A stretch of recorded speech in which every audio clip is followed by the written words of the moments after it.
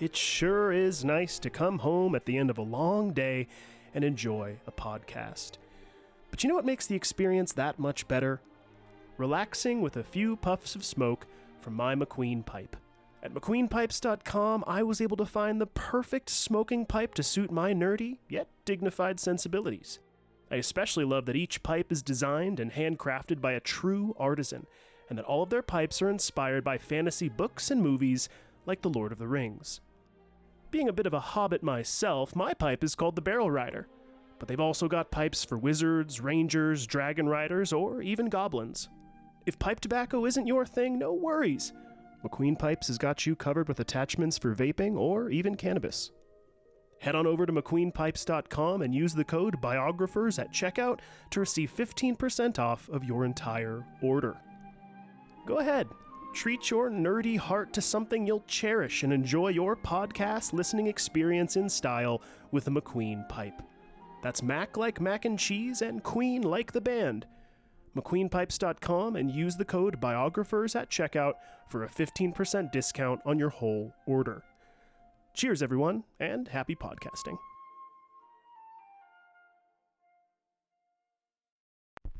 I do hope you can see me today from where you are. Ich bin ein Dealer. If I'm generally anything, I guess I'm generally miserable. This modern world of science and invention is of particular interest to women. The people, I would say, there is no patent. Would you patent the sun? I regard myself as a soldier, though a soldier of peace.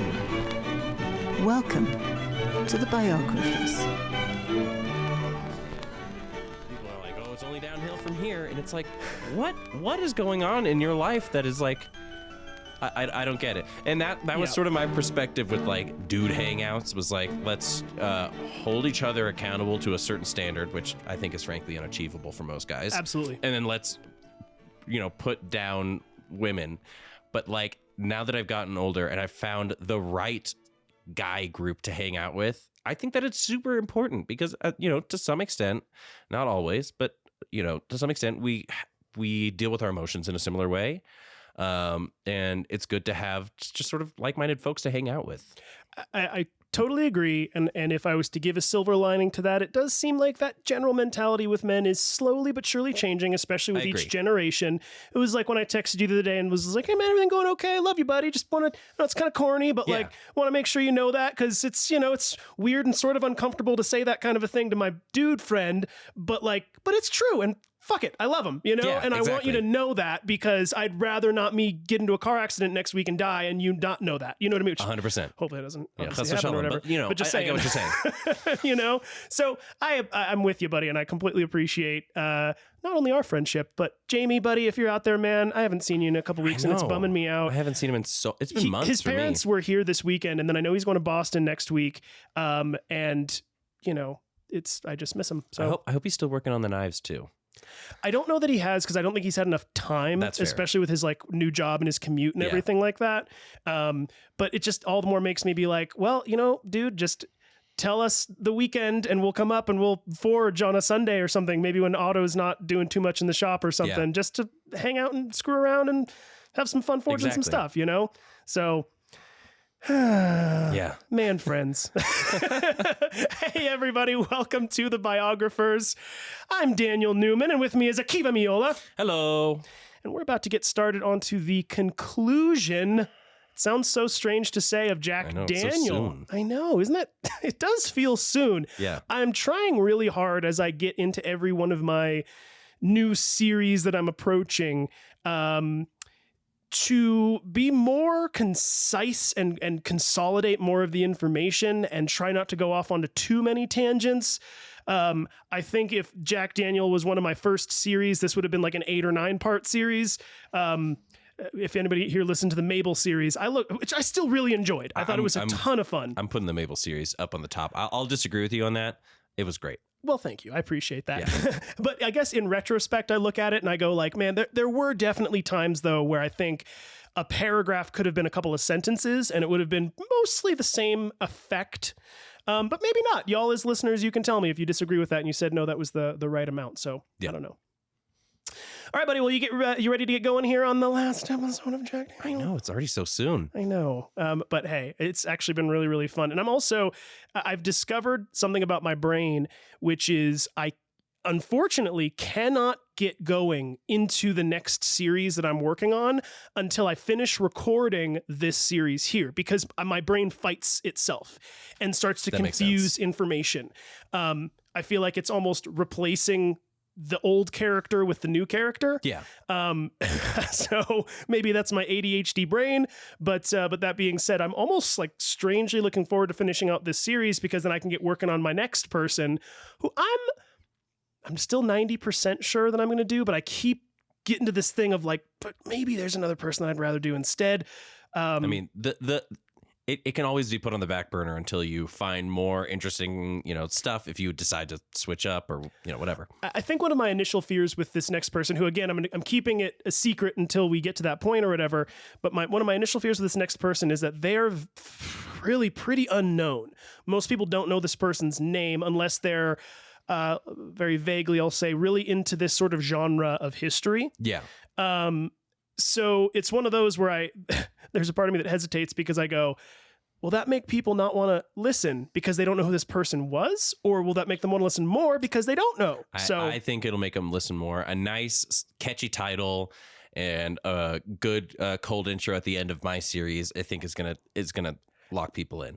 I already do have some good titles for this person that I've already been thinking up. I've also been writing down some different quotes that other people, like contemporaries, said of this person. Pretty darn interesting. So yeah, I'm like 90% sure I know who I'm going to do next, but there's like a 10% chance that I'm going to switch it up. But yeah. One day at a time. On that note, I'm doing everything I can to not make my next character a 12-part series, because there's just so much cool stuff. It's a big one, and I'm never. We'll do a little announcement at the end. Yeah, we're gonna tell you who it's gonna be at the end of this episode, and I'm very excited because it's somebody that I want to learn more about. And I've been, I'll be honest with you, wondering as you've been going through your research and writing process of me going like, this is a big one. How long is this going to be? And I'm not in a judgmental way, but in like this, I could imagine this person, especially now that we're in the hour-long formats, I could imagine this being a 12-part series, I think the actual limiting factor is just going to be how many hours can a Kiva write a week, not how much is there to write. That's fair. Just the first 20 years of this character, I could have written several episodes about, especially if we went down the rabbit holes of all of the side characters. We could also, I never even thought about this. We could, if you wanted to, and this is live action right here. Yeah. We could do a thing where you go, this is going to be on young so-and-so. And then you do a series on the young part of this person's life. And then I get to do my series on so-and-so. And then we pick up and you say, now it's the latter part of this person's life. Just that it can switch it up for listeners too. If I had the extra time, really what I would have done is I would have done the first episode or two at a certain stage of his life. And then when I introduce a next very interesting character, I'd have a 1-hour biography of that character. Because how do I describe this? It's like I'm doing a biography on Jon Snow, and then Tyrion Lannister pops up, and then he's gone, and that's the end of his portion in the Jon Snow character.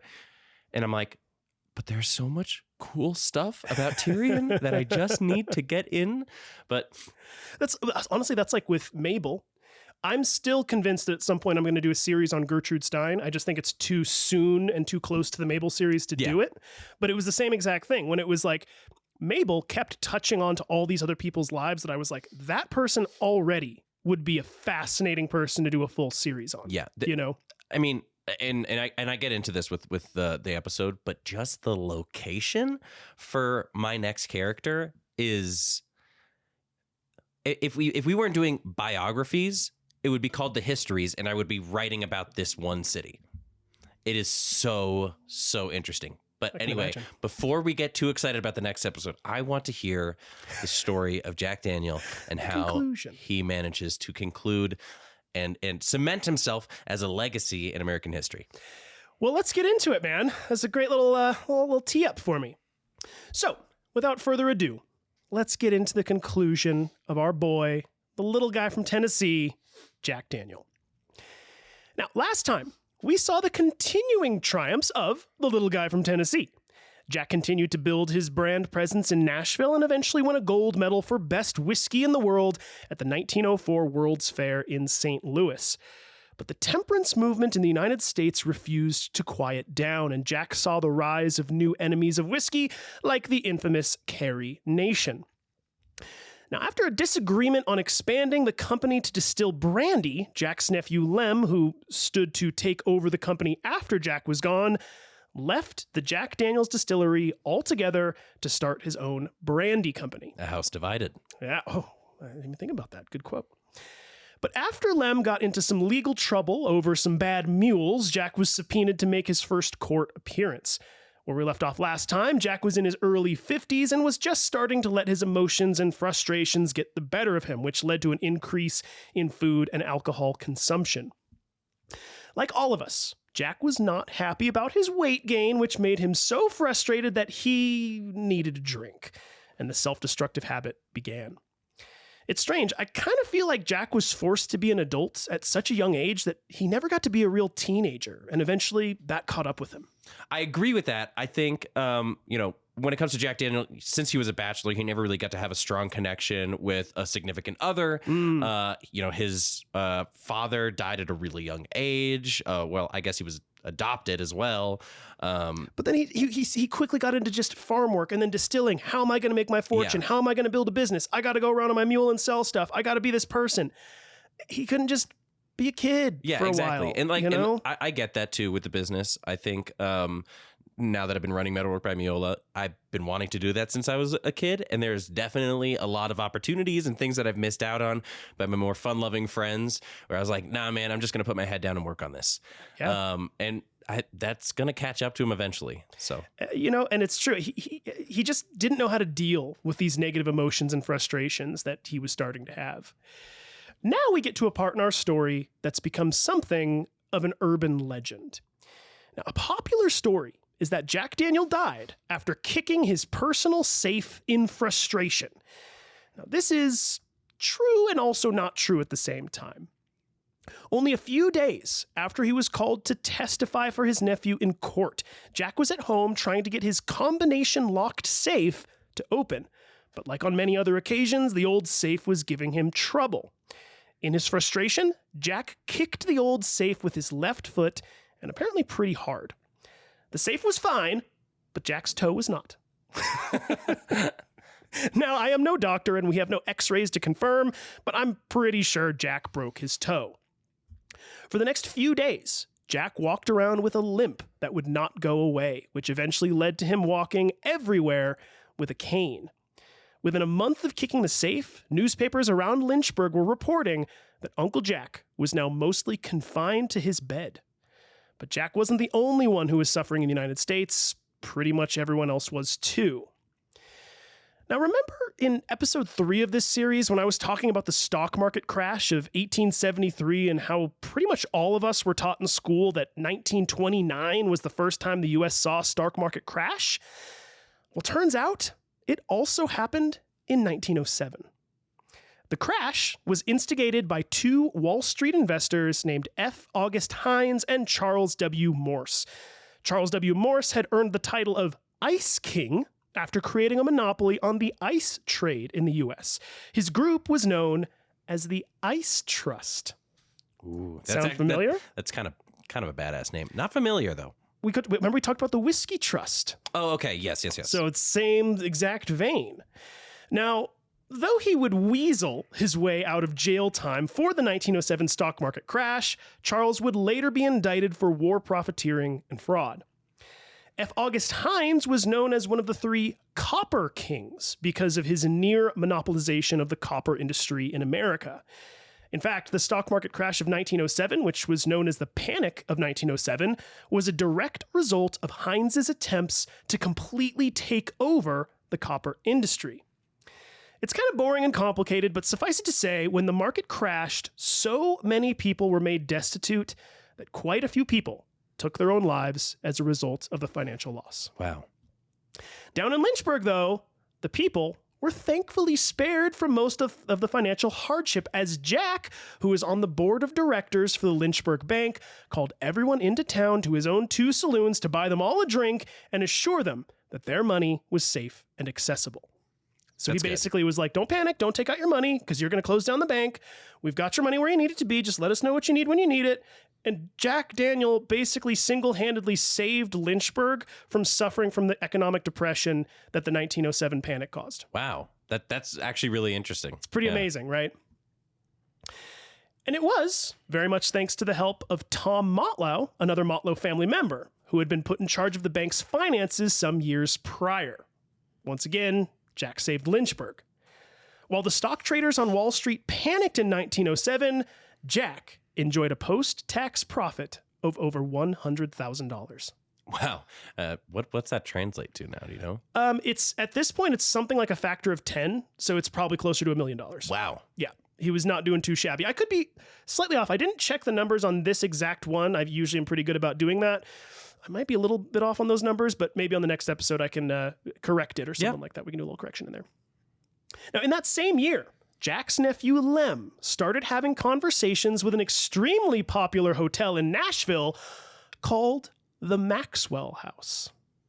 In addition to being among the most luxurious hotels to stay at, it apparently boasted some of the best coffee in the world. I was about to say.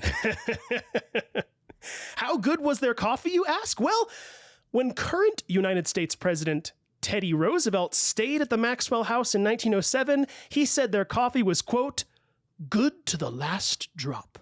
Isn't that their catchphrase? The Maxwell House really seemed to like that phrase, as they had it trademarked and continue using the slogan to this day. That's so cool. I love Teddy Roosevelt. We're definitely going to get into him at some point. Now, I will say some argue the validity of Teddy Roosevelt actually saying that quote. Many believe it was a clever marketing ploy, but I still think it's fun. Now, in case anyone is curious, Maxwell House coffee started being sold on grocery store shelves around 1892. But in July of 1907, Lem secured a deal with the Maxwell House to purchase 200 cases of Old Number 7. It proved to be so popular at the Maxwell House that it outsold its competitors at a ratio of 2-1. Pretty amazing. Yeah, that's pretty incredible. I mean, we just won the World's Fair last year, right? Or just a couple of years ago. Yeah. And now he's like, now we're going to get in the most prestigious hotel, one of the most prestigious hotels in the United States. I mean, there's no question to the quality at this point. Old Number 7 was now being consumed by some of the nation's most powerful and influential people. Now, though Jack was happy to hear that folks were enjoying his whiskey, his health continued to decline, not helped by his continuous weight gain. Some people around town even started to refer to him secretly as Mr. 5x5, meaning 5 feet tall, 5 feet wide. No. It's so mean. That's so sad. Now, Jack was becoming so weak that even his well-groomed appearance was beginning to slip. His usual dyed black goatee and mustache were now gone, replaced by a long white beard. In April of 1907, Jack became so sick that he was bedridden completely, no longer able to work in his beloved distillery. Thinking the end was near, Jack started to write up his will, but much to his annoyance, death did not come. Though his time wasn't over, Jack decided it was finally time to give up his business. He just couldn't do the work anymore. Now, I've said before that Jack was an extremely giving and generous man, but this next move takes the cake. Upon making the final decision to leave his own business, Jack wrote out official paperwork that gifted, quote, his entire distillery business and plant located in Lynchburg, Tennessee, together with the goodwill thereof and trade name and trademarks and all other rights to 2 of his nephews, Lem Motlow and Dick Daniel. Now, Dick Daniel, who I haven't mentioned before, was the son of Jack's older brother, Wiley, and had been serving as Jack's bookkeeper for the past decade or so.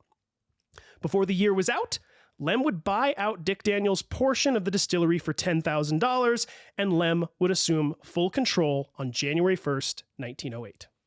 $10,000 is like nothing for what this was eventually going to become.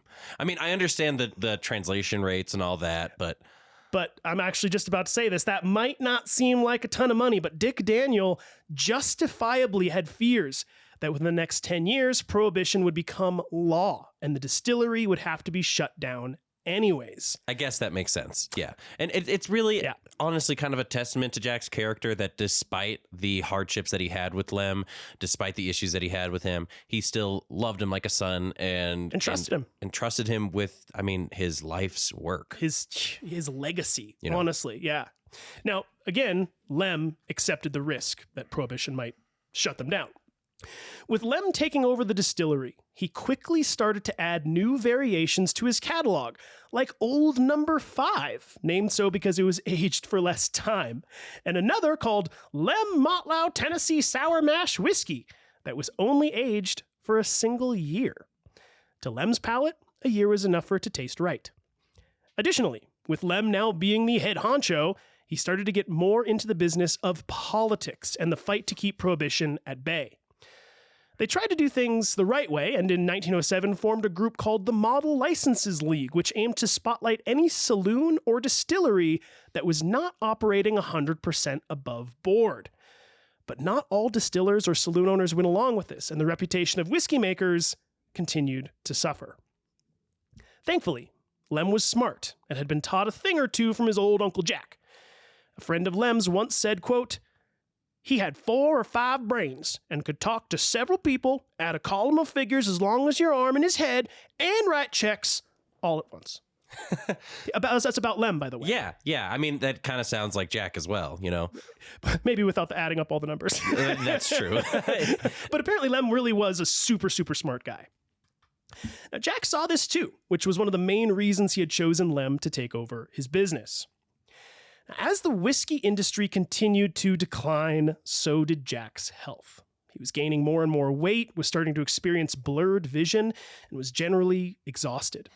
He traveled to the aptly named Hot Springs, Arkansas for a time after being told by doctors that the steam and natural spring minerals could aid in his recovery. Sadly, they didn't. He would sit for long stretches of time in the hot springs, but it offered no long-term solution. Once back in Lynchburg, Jack started to make preparations for his own death by relocating his parents' graves to the cemetery in Lynchburg so that they could all be together again. It was actually during this move that Jack contributed to historical inaccuracy regarding his family. Upon reburying his parents, Jack had new headstones made up for both of them and incorrectly marked the year of death for his mother as 1847. She actually passed away in 1849.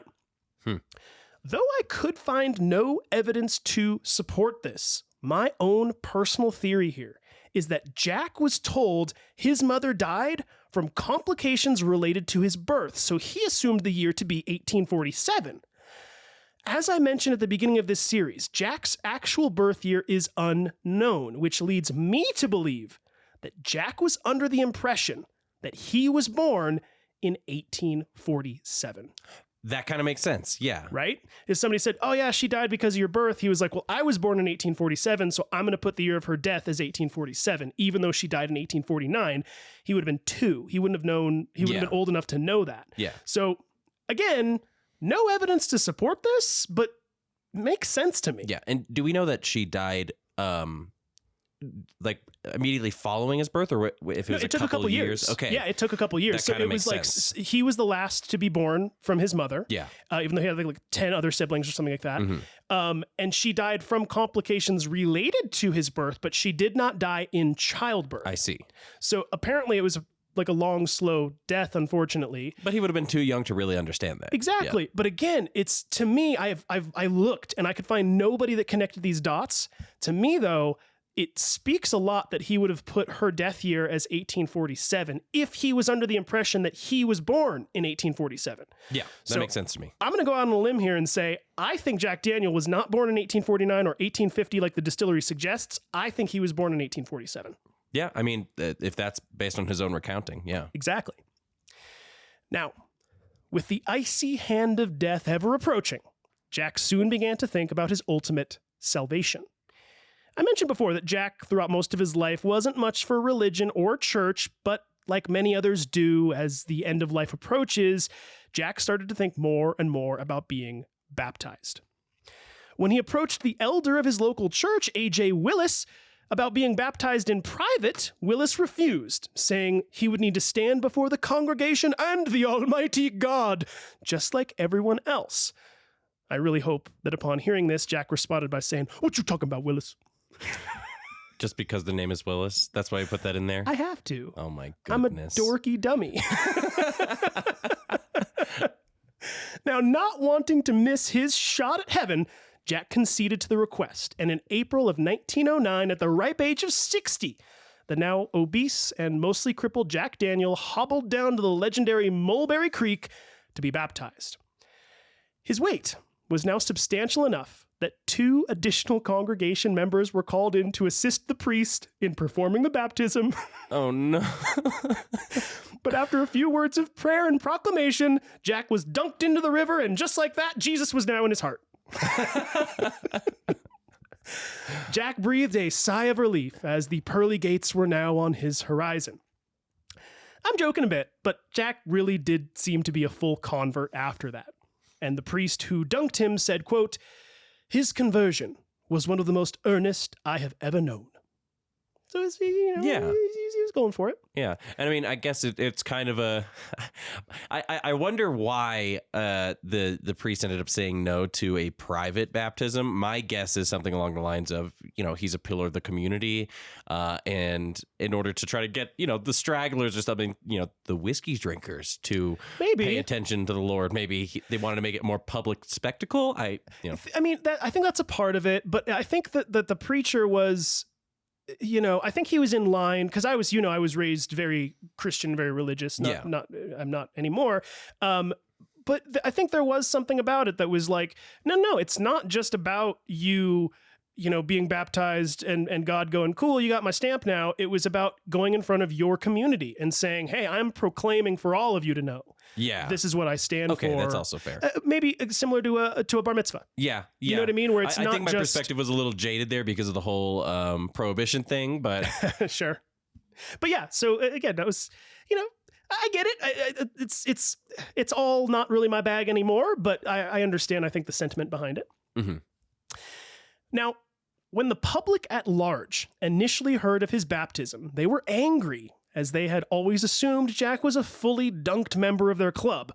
But after a week or so, the Fayetteville Observer newspaper felt it necessary to put their anger to bed by writing an article that said, quote, "We have always known Mr. Daniel to be a genial, unobtrusive gentleman, neither seeking or desiring notoriety. Beside this, he has in a very wide sense always been a noble-hearted, kind, generous, liberal man. He has always aided in building churches and schoolhouses and has given liberally to the support of God's ministry. He was a good man while out of the church and will become a still better one in it." So they didn't even know that he was baptized. They didn't know that he was unbaptized. Oh, okay. And then when the public was like, "What? You were never baptized? You've been sitting here, blah, blah, blah." They basically wrote this article going, "Dudes, stop. He's always been great. And now he's going to be even better now that he's part of the church." You guys were going over after church to go, literally have a party at his house, and now all of a sudden you're being judgmental because it's the first time that he, gets baptized. 100%. Now, over the past few years, the concept of prohibition was gaining more momentum than ever. By 1908, the states of Georgia, Mississippi, Alabama, Kentucky, and Tennessee were all voted to be either completely dry, meaning a total liquor ban, or at least 2/3 dry. All of those southern states. Jeez. In Tennessee, Lynchburg and Nashville were amongst the last counties to allow the sale and consumption of alcohol. Temperance fighters were convinced liquor was to blame for violence related to poor working conditions in the northern states. They were also convinced that black men in America were all a bunch of serial rapists preying particularly on white women, and that liquor was to blame there too. I guess in 1908, a black man in Tennessee was accused of raping and murdering a 14-year-old girl, but before he could get a trial, he was lynched and hanged. Yeah, not an uncommon situation there. If anyone out there has read or seen To Kill a Mockingbird, you know that this might not be the full story, but we will never know because racism got the better of people and a man was killed before he could get a fair trial. A Methodist minister was quoted by a newspaper at the time with saying, quote, "This gin, with its label, has made more black rape fiends and has produced the outrage of more white women in the South than all other agencies combined. It is sold with the promise that it will bring white virtue into the black brute's power." Oh my God. And sorry, everyone, I even felt gross reading that. Yeah. But these types of things I do think are important to at least reiterate and say verbatim, because this is the kind of disgusting shit, right, that people were spewing at the time with this type of blatant, disgusting racism. So, most definitely. Again, just I don't want to sugarcoat something like that, because I think it's important to understand this history. You know what I mean? It's kind of on the same vein that we were talking about before, where it's like, they were like, slavery I can condone, but drinking I can't. Yeah. And it makes sense because a lot of the people who were prohibitionists at the time, not all, but a lot of them had seriously racist ideas. I spent some time studying ethnic studies when I was in college, and one of the most harrowing facts that I learned about sort of this time in history was Kodak, I want to say, the company that processes all the negatives for photos. I think you told me this. Yes, used to keep all of the blanks of the photos that we, took. You'd send it out to go get processed, and then they'd keep the negatives. And the highest percentage of photographs taken in the South at that time were of lynchings. It's disgusting. They would use them as postcards, with a burn man saying you've missed the barbecue or something like that. The complete blatant, overt racism and overt violent tendencies of these people. It's so,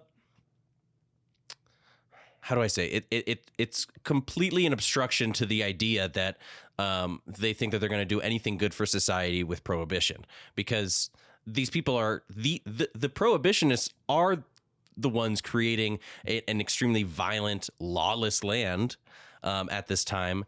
So from an outside perspective, if you didn't really know who these people were, if we didn't know about Carrie Nation, right, we'd say, oh, she's a prohibitionist. She's destroying property. Yeah. She's becoming violent. I also, this is obviously not my territory to really get into, but I will say when I read these types of quotes, for anybody that struggles with understanding the deep-seated racism that still exists in the United States today, this to me gives that context of like, this is why the hurt runs so deep, right? Is that this type of crap was going on so blatantly, right? You just talked about Kodak saving this huge, gigantic amount of people that were taking photos of this crap. And I don't know, again, this isn't really my territory to get into, but it makes me understand it more, right? Yeah. As modern history plays out in the ways that it does, I go, yeah, this came from somewhere, right? This hasn't just magically disappeared over the generations. The hurt is still there, and I think it's important to discuss. Yeah, I want to say it was Dan Carlin in Hardcore History talks about, when can we say that a historical event ended? When can we say that the Vietnam War ended? When can we say that segregation ended? Well, it's kind of hard when you actually think about the effects that it has, on a group for, the next 100 years. We were talking about Native Americans with firewater. Alcoholism is a major problem in a lot of reservations, and I would venture to say that has a lot to do with white Americans selling strychnine-ridden, poisonous liquor, really. So when you're wondering about these modern issues and you're saying things like, it's 2024, why is this still happening? Well, just because there's a timestamp on something does not mean that the wheels of history have not continually been turning from an event that happened a long time ago. Totally. Totally. Now, in November of 1908, when the radical prohibitionist Edward Carmack encountered his nemesis, the pro-liquor Duncan Cooper, the two men opened fire at one another on the streets of Nashville. Carmack was shot and killed by Cooper, which raised the idea of prohibition in Tennessee to a fever pitch. Despite Tennessee kind of being known as a place that openly lynched black people, the Tennessean newspaper wrote of the event, quote, "Mr. Cormac's murder was cold-blooded, deliberate, premeditated, with every detail planned out beforehand. Murder without justification, a dastardly crime without parallel in the annals of the state." It's so ironic too. To be like, oh yeah, and then tomorrow we're gonna just hang a black dude. Do you guys want to come? Right? Like, oh, yeah, it's just this white guy shot this other white guy. Oh, it's the worst thing that's happened. You're literally named Lynchburg. We've talked about that a couple times throughout the series. It's like, what is? It's, and of course, every bit of that statement is laughably false. Regardless, Edward Carmack's death would signal the Tennessee Senate and House of Representatives to pass a bill that formally banned the sale of alcohol within 4 miles of any school in Tennessee, which, due to the sheer volume of schoolhouses now, would effectively ban alcohol sales in the state. The governor tried to veto the bill, but both the Senate and the House overrode his veto, and the ban was in place. This meant that Jack's 2 saloons in Lynchburg, now owned by Lem, would be shut down. They could still make whiskey at the distillery, but selling it was now getting trickier.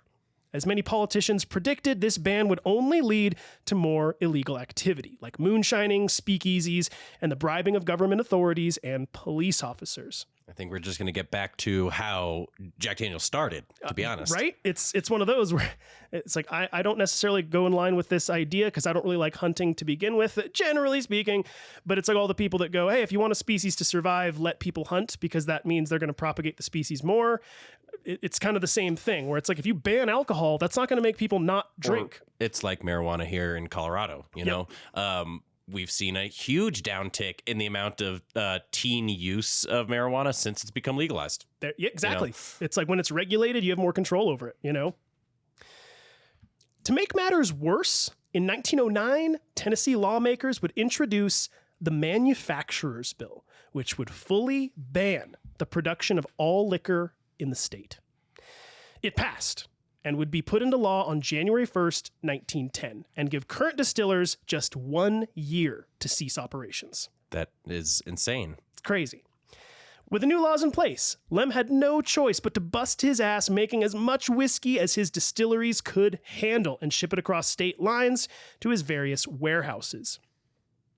Lem was also able to continuously sell in Nashville and Memphis as the mayors of both cities defied the laws outright and maintained a fairly lax, if not illegal, attitude towards alcohol. This made Jack very happy.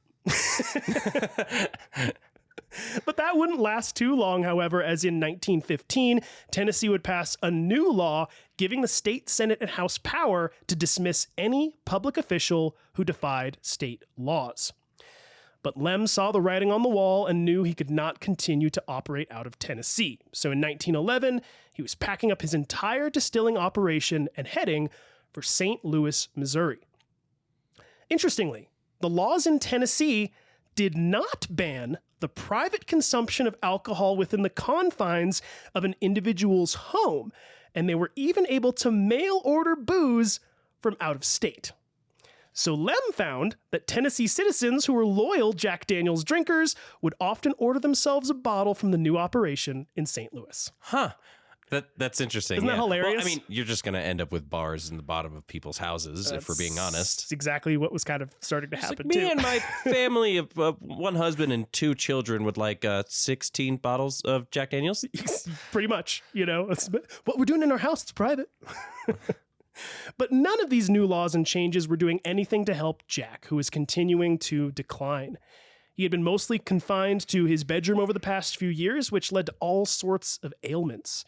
His limbs began to lose feeling, his vision continued to worsen, he was almost definitely diabetic, and his left foot, the one that he had used to kick his safe several years back, had gone gangrenous and was turning black. Oh no. Ugh. You know, it's just so sad because now we can look back and sort of have a respect for the company and have respect for the legacy, but hindsight's 2020, and right now he's basically seeing the downfall of himself physically and the downfall of his creation a little bit.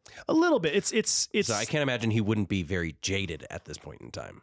Yeah, he's I don't think any of this was doing a lot to lift his spirits, I think is a good way to say it. Agreed. He could ignore his foot no longer. And in the summer of 1911, Jack took a trip to Nashville to have his left leg amputated. This all turned out to be in vain, as Jack only got worse after the operation. When his niece visited him in the fall, she was shocked to see her uncle, whose once lively and energetic presence had now been replaced by a gaunt and shriveled figure. He was weak, could barely talk, and had contracted some kind of new illness, possibly pneumonia. It was on Monday, October 9th, 1911, after years of being mostly confined to his bed, that the legendary distiller Jack Daniel took his last breath. Oh, wow. His funeral was conducted the next day at the Baptist Church in Lynchburg, and he was so beloved by his community that the humble church couldn't hold all of the mourners. And even after standing room was filled, a crowd of hundreds spilled out around the church. The man who had put their town on the map was now gone. Not long after Jack was put to rest next to his parents in the Lynchburg cemetery, two big cast iron chairs appeared one day in front of his gravestone. Nobody quite knows why, but I'd like to think it was so that future generations could come to sit at his grave, have a seat, and enjoy Jack's company. And by company, I mean his old number 7. If you ever visit Lynchburg, those two cast iron chairs are still in front of Jack's grave to this day. That's just incredible. I wanted us to be able to go and record there, but it just wasn't in the stars. Yeah, that makes sense. Upon news of Jack's death circulating among the local newspapers, some were kind, some were not, and some were indifferent. The Fayetteville Observer was somewhat kind, if not matter-of-fact, in writing, quote, Jack Daniel was gifted with superior business qualifications and had accumulated a large estate. He was a pleasant and affable companion, and every acquaintance was a warm friend. When the Nashville Banner wrote of his death, they said simply, quote, former widely known distiller succumbs to long illness in Lynchburg. Pretty matter-of-fact. Yeah. Only a few made reference to his whiskey business, given that temperance was such a thing right now, but none were able to deny his good character and generous philanthropy. His hometown paper, the Lynchburg Falcon, did him justice when they wrote, quote, Mr. Daniel acquired a great fortune and was always ready with a helping hand for the distressed widows and orphans. He was ever ready to help build schoolhouses and churches, and there are but a few that have been built in this county that have been built without the aid of this man, and they stand as monuments to his memory. In regard to Jack's generosity, nobody quite knows how much money he had earned in his lifetime. Some estimate millions. But when he died, his estate was only worth $250,000, as he had given most of his money away to various causes. I mean, it is the example of a good person getting put into the highest position possible. Just gave it back, man. I love it. And especially knowing that it was like he really never left his hometown and was like, cool, I'm just going to keep giving back to all these people that have built me up to be what I am now. Yeah. I think it's a beautiful thing. He ran something that could have very easily have corrupted him in character with the, we know the utmost integrity, absolutely, still giving it back to his family, still giving back to his community, even calming the nerves of his community during a financial crisis. Totally, man. He was like the grandfather of the area. Yeah. I love it. Like the trusted, beloved grandfather of the area that everybody knew and loved. And who wouldn't want to be that person? I know. But my favorite obituary for Jack came from a newspaper called the Tennessee Democrat, which wrote, quote, no more charitable man lived than Jack Daniel. If charity is a cardinal virtue, he was its highest exponent in his section of the state. Many a poor minister of the gospel received donations from him when times were hard. No worthy charity sought him in vain. He made good, honest whiskey. He stood erect amongst his fellow men and despised littleness. A warmer heart never beat in a human breast than the one that supplied the life current to Jack Daniel. That makes me emotional. Yeah, I'm getting a little emotional too. I'm getting a little misty. Wow. Amazingly, the Memphis Herald prophetically wrote, quote, Historians will know Lynchburg due to the excellence of the product of that old-time distillery. Jack Daniel has done more to give fame to Lynchburg than any other factor or set of factors. And he's totally right. Yeah, I mean, absolutely. That's so cool. Now, after the dust of his death had settled, Jack's family began to go through his will. Typical Jack, not a single family member was forgotten, including all 25 nieces and nephews. In total, Jack gave over $63,000 in cash gifts alone. When it came to the church, they got zip. I already gave you enough. Jack gave everything to his family. Yeah. His two favorite nephews, Lem and Dick, both received $10,000. Lemon Dick? Lem.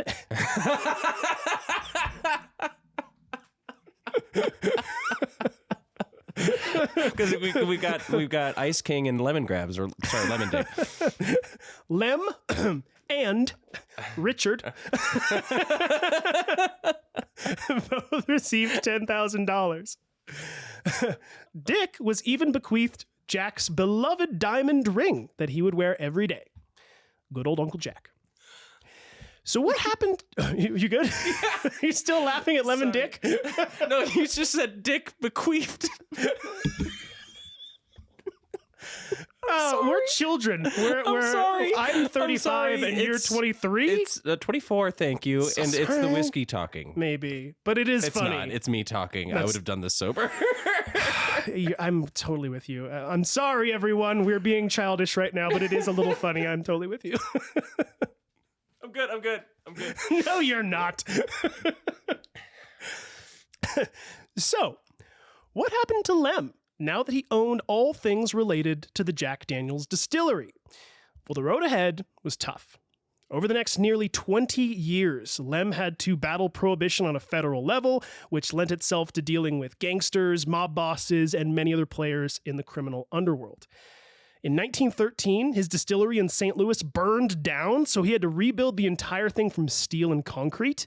But the real challenge came on January 29th, 1919, which marks the day that the United States ratified the 18th Amendment to the Constitution, which anybody who doesn't know, that's the Prohibition Amendment. Federal prohibition now. Exactly.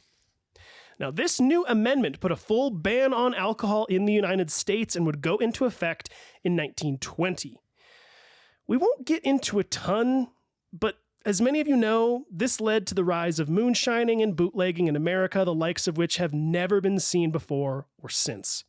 Familiar names like Al Capone, aka Scarface, would soon become celebrities and eventually legends. In the government's attempts to stop liquor production and sales in the United States, it is conservatively estimated that over $11 billion of taxpayer money was more or less wasted.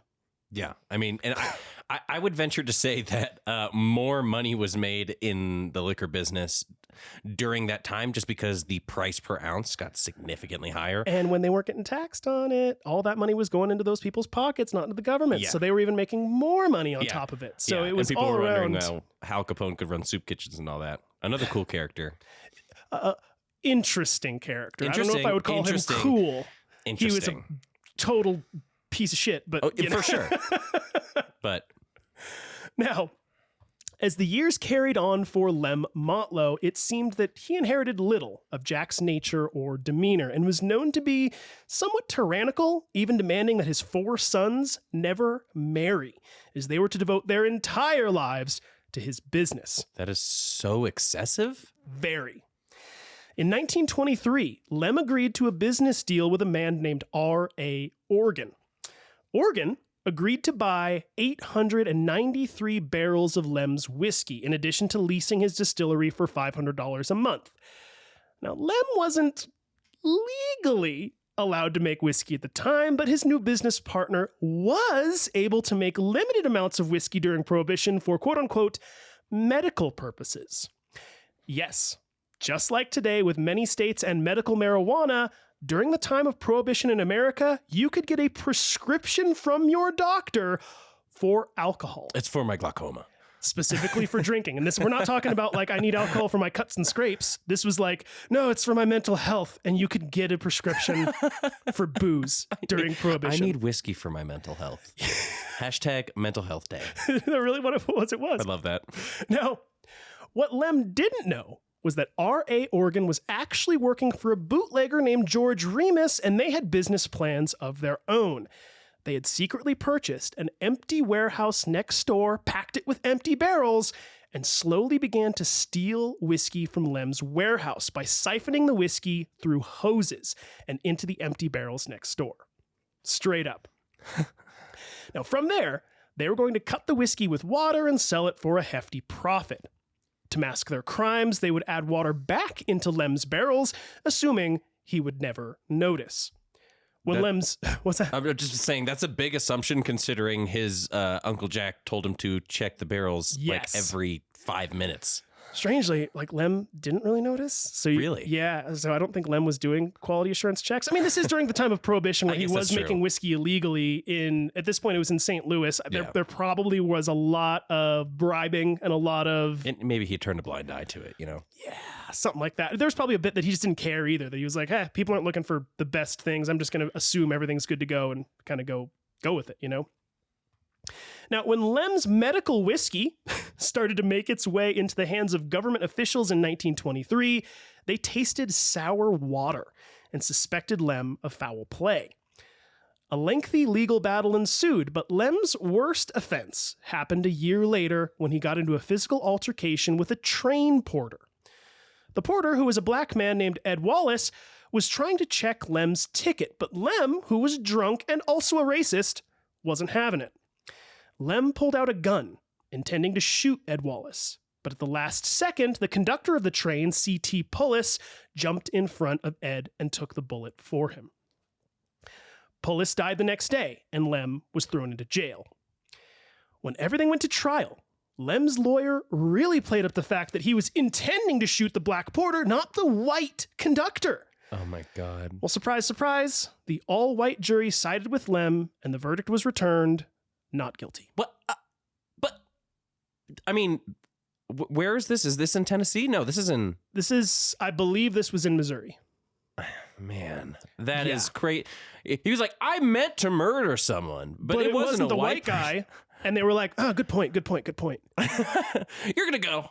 Like, and this is in 1923, dude. Jeez. Like, come on. I was very shocked to read all of this, which is why earlier in the very early parts of this series, I was like, don't be loving Lem too much. I remember because we're going to get into some stuff that's going to make you go, I don't really like this guy. This is what I was talking about. Jesus. Now, the jury's foreman explained the reason for the verdict by saying, quote, and I do apologize for a little bit of language here. Again, quote, we didn't believe the Negro. We believe there was a fight and that Motlow was forced to defend himself. This was the opinion of us all, and there was very little discussion among us. Again, sorry for... Big surprise that there was little discussion among that. I know. It's like, it seems like they went back in the jury room and they all just went, we all know what's up, right? And they're like, yeah, he's good. And that was like that. Oh my goodness. I'm rolling my eyes right now. I was so dumbfounded. I remember you were saying it, and I was like, I can't even give a reaction right now. Yeah, it's pretty deplorable when I was reading all of this. And the guy was just doing his job. He's like, literally, check like, your dude, ticket. can I see your ticket? Yeah. It's like, that's his one job. He's a porter. Yeah, and he did live, like, thankfully, but this guy took a bullet for him who's like C.T. Pullis, good guy, I think, anyways, if he's going to be doing something like that. But, like, I just was so disappointed to read this. It literally reminded me of, like, To Kill a Mockingbird. And then it was like, or even the story of the hurricane, the Bob Dylan song, and the all-white jury agreed. It was like, I'm also thinking, throw like, him away. And it's just like, God. And I'm also thinking, like, the family of the train conductor was, like, racist enough to be like, you know what? He wasn't trying to kill my husband. You know, like, what is going on? Yeah, all pretty damn deplorable. But I will say, the prosecuting lawyer was pissed and said to reporters at the time, quote, this is a miscarriage of justice. The jury did not really try the defendant Motlow. It tried Ed Wallace, the porter. It probably had its mind made up before speaking, but it enjoyed hearing Tennessee lawyers fight the Civil War over and make speeches of the Ku Klux Klan type. So the lawyer at least had his head screwed on straight. That's good. Despite this, Lem would eventually become a member of the Tennessee House of Representatives.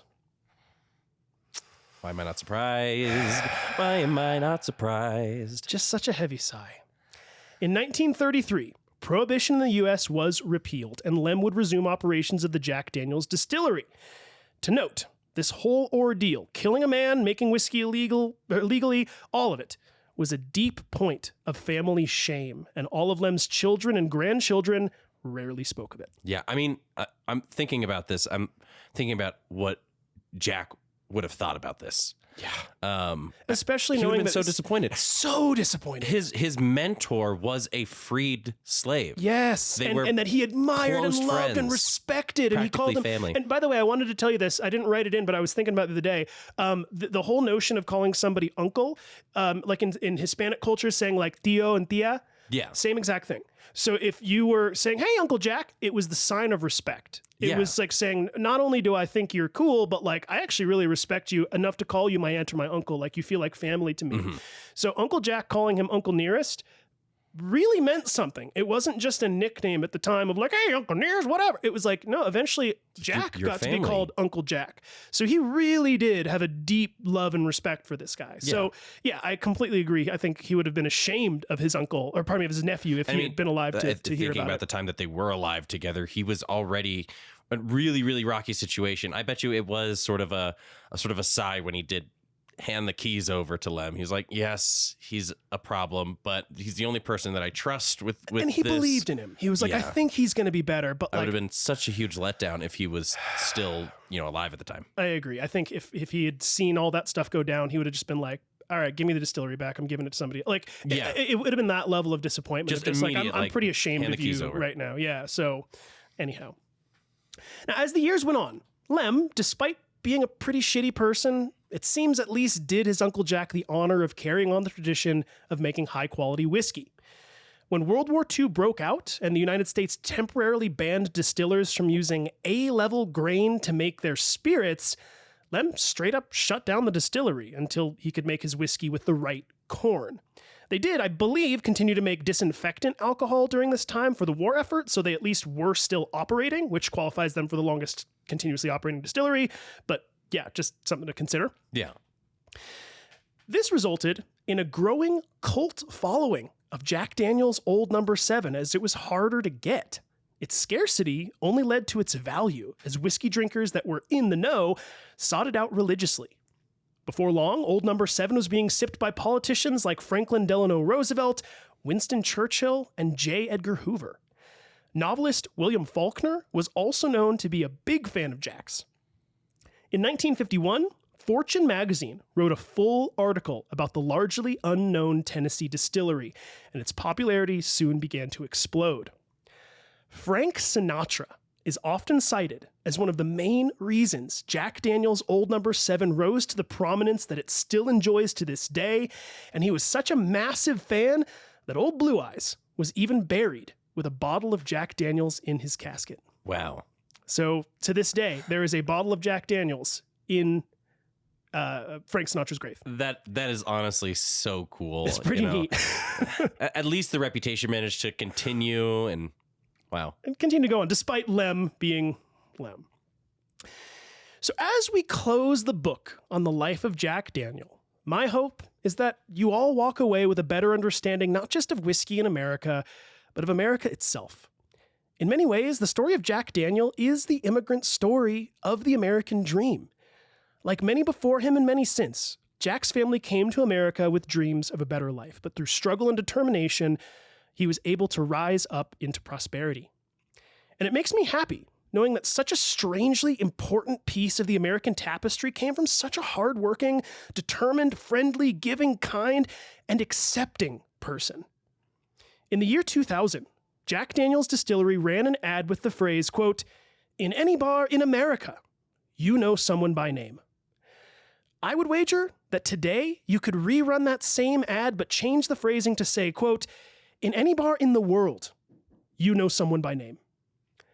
Though I'm more of a Scotchman myself, I take great pride in knowing that good old Uncle Jack continues to occupy bar shelves across the world as a representative to one of the greatest products that the United States has ever produced. Cheers to you, Uncle Jack. Cheers. Whew. There we go, buddy. Wow. You gave me goosebumps on that last part. That was some incredible writing, Daniel. Oh, I try. Thank you. Seriously. But I genuinely believe it. That's a heartfelt sentiment where prior to this, I mean, I've said this from the beginning. I'm a Scotch drinker. We are sitting here together enjoying a nice little glass of Scotch right now. I'm not a big bourbon person. My brother is much more of a bourbon person than I am. But I will be honest, through all this research process, I feel like there's a weird connection that I have now that anytime that I go to a bar and I see Jack Daniels sitting somewhere, I'm going to be going, right on. You know what I mean? Like, I mean, this Scotch that we're, tasting right now has no doubt been influenced by the work that Jack Daniel and African slaves when it came to charcoal filtration and barrel aging. That is all an American Southern tradition that has managed to spread across the world, not only in our glasses, but also in distilleries, everywhere. Absolutely. And it was, although it wasn't necessarily his specific invention, it was the tradition that he was in the very earliest stages a part of that then gave the rest of the world this tradition of barrel aging and doing all the stuff they were doing. And popularized it. Absolutely. And to be honest with you, one of the signature parts of bourbon is that you need to have what's known as a virgin barrel. So one that's never been used for aging. Yeah. What ended up happening is they had this surplus of these barrels, and all of these companies out in Scotland and in Ireland said, well, just send them to us. We'll use them for our product. Mm-hmm. So in essence, and still to this day, this happens. They buy all of these old bourbon barrels and they age their scotches and whiskeys in them. So in essence, even us drinking this, there's every chance that, let's say it, the soul of bourbon that came from Tennessee is in these scotches that we're drinking. Yeah. That makes me emotional. You know what I mean? Where it's like something like this humble little dude who is 5'0" and just sort of riding around in a donkey wagon. Somehow the tradition that he helped bring into the forefront of the American consciousness has rippled across literally the entire planet. Yeah. Yeah. I think if he looked back at it and he saw where it was now, maybe he'd have a complaint or two, but for the most part, I think he'd be extremely proud of how far reaching his work was. Yep. I agree. Well, that's going to do it. There we go, everybody. There's the conclusion of Jack Daniel. I do hope you all... we'll do a little cheersy cheers right now, buddy. Well, I can't know if I can reach you all the way. Oh, clinky, clinky. Like a little sippy. Alrighty, everybody. I think that's going to do it for us today. You want to take us away on the socials real quick? Yeah, folks. If you like what you're listening to, might I highly recommend reaching out to us either for any corrections or suggestions through our email. We also have a website, The Biographers, and Instagram. It's thebiographerspodcast.com, actually, as is the email, thebiographerspodcast@gmail.com. Yep. thebiographerspodcast@gmail.com. I would also highly recommend checking us out on Instagram and TikTok. Daniel is working on some really cool videos and some little snippets of information. When we get into our next biography, there is going to be a lot more visual information, and we're going to be sharing images to try to correlate with some of the episodes. So, getting in touch with either our Instagram or our website is going to be really, really, not important, but it'd be good additional content. Also, I would mention that Daniel worked really hard to create a little Patreon. We don't have a whole lot on there right now, but if you do really like the writing that we do and the work that we put into this, we love doing it and we would do it paid or not. But if you did want to say, cheers, Daniel, cheers, Akiva, we have two little tiers, just $5, $10 if you want. And we do plan also as time goes on to introduce, things like add more value, more value, stickers, and we're going to have, t-shirts eventually and stuff like that as well. So that'll all be there. Also definitely always want to plug your website. Go to metalworkbymeola, MEOLA.com, for all of your kitchen knives and blacksmithing. So actually more accurately, I always say that bladesmithing is the more accurate way to say it. You can do more blacksmithing stuff too, but you're a blade maker for the most part. Go check out his work. It's lovely. It's beautiful. That's, if anybody hasn't caught on yet, that's how we became friends. He initially taught me how to make knives, and now he's one of my closest friends. Yeah, and if you want to see some of my writing outside of the biographers, I every once in a while, whenever I drop a new batch that isn't going to a wholesaler and it's just going to be on my website, I like to write a little a newsletter where you can see, maybe the struggles that I've been going through over the last batch, or a realization that I've made. You know, my last batch was talking about perfectionism and how it's okay to meet expectations, as opposed to, that's kind of what I wanted to cold open with before, was just sort of the conversation of, for most of my life, I'd always wanted to exceed expectations. And when I was working for somebody like Otto, who really has a solid beat on where I'm at in blacksmithing, I was always disappointed when he was like, yeah, I expected you to be finished at this time, or I expected you to have an issue with this. That really got to me. But I started realizing I'm learning. I'm meeting the expectations from somebody who has a very strong assessment of my skills. And that should be enough for me to be satisfied, so long as I'm meeting those. I don't always have to exceed everything. I don't always have to surprise everybody with my skill. I can just do good work, and that is enough. You know, I'm with you. I would say personally, for me, it's about making sure I'm doing the best work that I currently can do. Exactly. Yeah. Exactly. You know? And I know it's like, even with this series and all these biographies that we're going through and making for everybody, I think my best work is in front of me, because I think I'm still getting better and better and better at doing this. There's no such thing as a magnum opus, in my opinion. But that doesn't mean that every single series that I've done so far has not been 100% to the best of my current abilities. Of course. You know, so I love that. Yeah. So we do a little bit of writing. And also, if you go on the website, I do have a couple knives available. And if you use biographers at checkout, you'll get 10% off, which can be a pretty significant amount depending on the piece that you're buying. So yeah, check out the newsletter, check out my Instagram, Metalwork by Miola. I would appreciate it. Yeah. Thanks. Now, since we've finished out our series and we're going to be going on to the next one, it's time for a little announcement on who we're going to be covering next. Kiva, who are you working on? All right. So I decided that I wanted to take it a little bit further back in history. I wanted to challenge myself. Daniel and I were talking about this, and it's always a little bit more difficult to find information on somebody the further back you go, just because, things naturally get lost. We lose journals, we lose, firsthand evidence of somebody. But this is someone that has really spoken to me ever since I was a little kid. And the next biography that we're going to be working on is the story of Leonardo da Vinci. Woo! I'm very, very excited for you. I am super stoked. Every single time that I've been writing, it has been so exciting.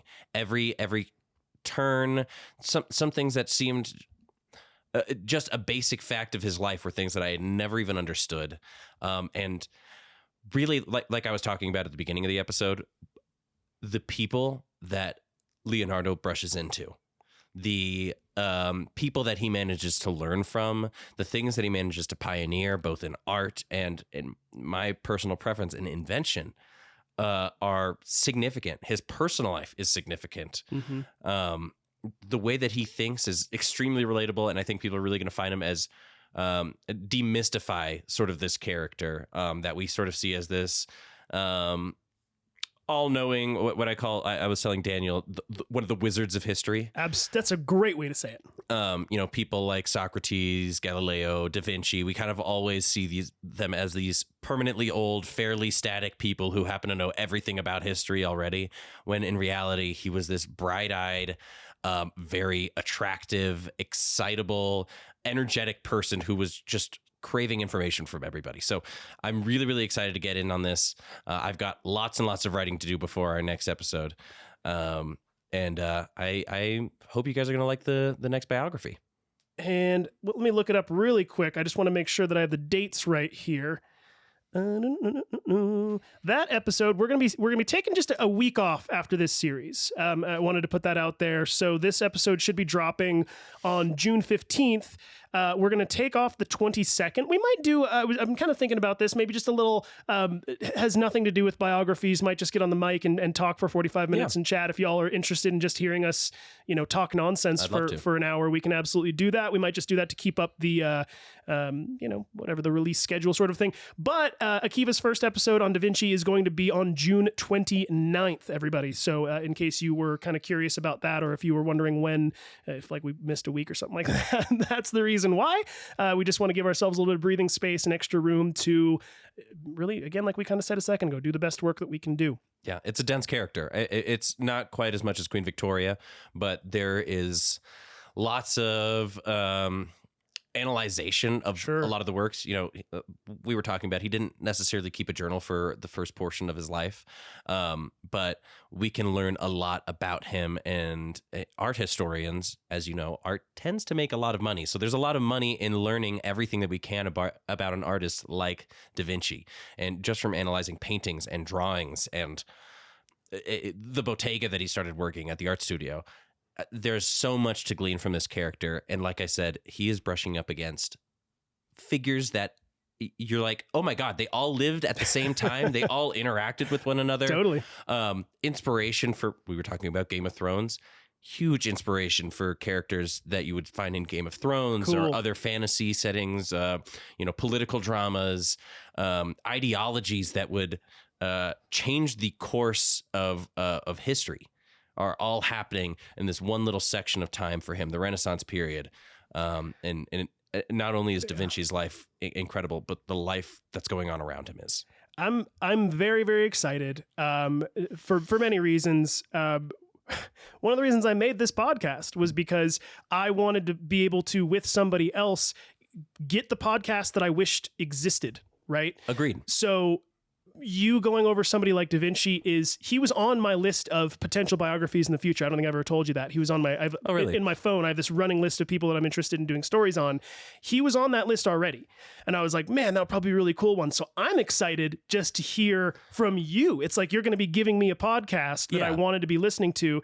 And he also strikes me as one of those historical figures that it's like, well, everybody knows Da Vinci. And then I would go, okay, well, tell me about him then. And they would go, he's left-handed. Mona Lisa. I think he made like war machines. He designed them, and he's like a painter, right? And that's about all I know. Yep. And so like for me, I'm excited to get into like, who was this guy? What was he all about? What was he doing to study this stuff? How did he get where he wanted to go? Yeah. Like, so I feel the same way, and I felt the same way with Jack Daniel. Daniel and I were talking about this after one of the episodes.